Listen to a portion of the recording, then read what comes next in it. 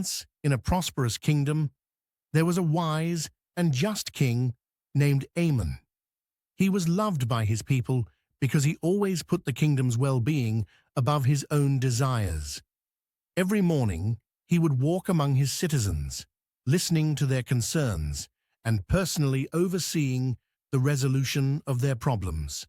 He believed that a true ruler serves, not reigns over, his people. One day, a terrible drought struck the land. Crops failed, and the people grew desperate.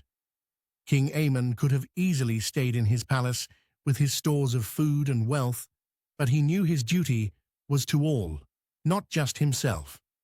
He ordered the palace food reserves to be shared equally with the people, and he worked tirelessly alongside them in the fields, searching for new ways to grow crops in the dry soil. Many of his advisors urged him to keep more for the palace and protect the royal family first. "You are the king," they said. "Your needs come first." But Ammon replied, "A true king's strength comes from his people. If they suffer, the kingdom suffers." His actions inspired his people. Together, they endured the drought and found innovative solutions to keep the kingdom alive. When the rains finally returned, the kingdom emerged stronger and more united than ever.